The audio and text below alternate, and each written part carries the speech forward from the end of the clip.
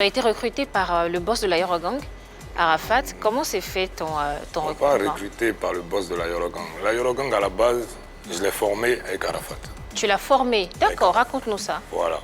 Je vous explique. Didier est revenu, déjà je le salue parce que c'est difficile pour moi de parler de lui. Je l'ai connu en 2004, bon, bien connu. Sinon, normalement, vu qu'il était à Blocos, il venait souvent à la Cité des Arts à cause de Marcelin, tout ça. C'est comme ça qu'on s'est connus, mais vite étant petit, on n'avait pas les mêmes ambitions. Et après, quand on s'est revus à Yopougon, il habitait à la Sikoji. Je suis allé le voir parce que moi, comme je l'ai dit, j'étais très bon chorégraphe. Donc je lui disais, ah bon voilà, s'il y a des petits là qui veulent 2, 3 petits pas, bon tu viens, et c'est comme ça qu'on parlait. Et après, il est parti en France. Moi, je suis revenu à Cocody. On s'est croisés à Cocody. Et c'est comme ça que, quand il venait déjà, moi j'étais déjà, bon, je peux te dire bien placé. Parce que j'étais à Talakou numéro 1 dans les plus grandes matinées de Cocody. Et j'étais avec mon ami Kedjevala, que je salue déjà.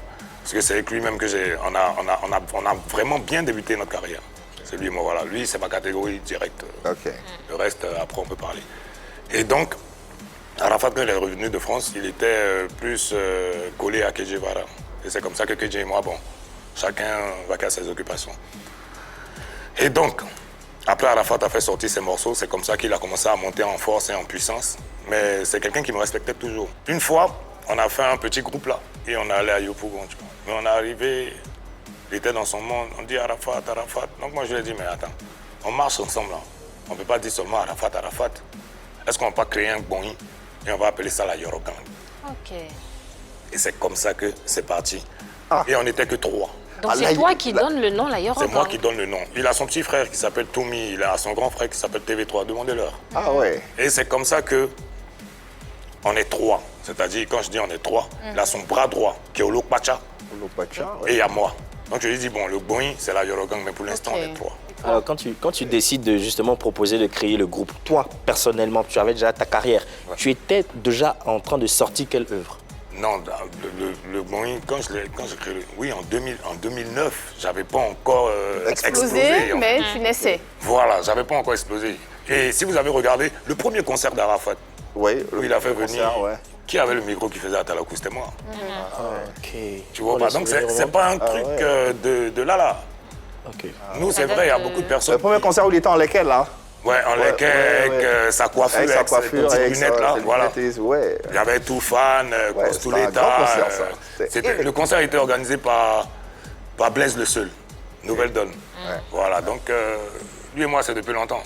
Et quand après, la Yorogang est devenue un label? Un label, ouais.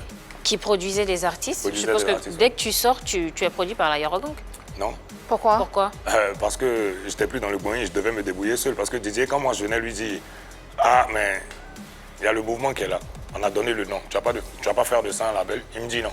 Il n'était pas intéressé Il justement. n'était pas intéressé pour le moment. Il ne voyait pas l'intérêt. Voilà, c'est après que Didier a pris conscience. Et après où il a pris conscience, Dolly, il était déjà À un niveau un peu vois ou plus. pas. Et quand j'arrive à ce niveau, c'est là où mon ancien manager Arnaud Jaguar, il vient me voir et me dit, Dolly, il va falloir que tu intègres la Yorogang. Je lui ai dit, mais moi j'ai toujours été là. Moi, Didier, c'est mon gars. Je ne suis pas prêt, mais parce que je suis déjà bien dans mon monde. Je fais ma carrière, il a son nom, c'est Arafat. Quand on se voit, on se respecte. C'est la famille, je vais chez lui, je mange à la maison, je fais tout. Mais après, chacun a sa vie.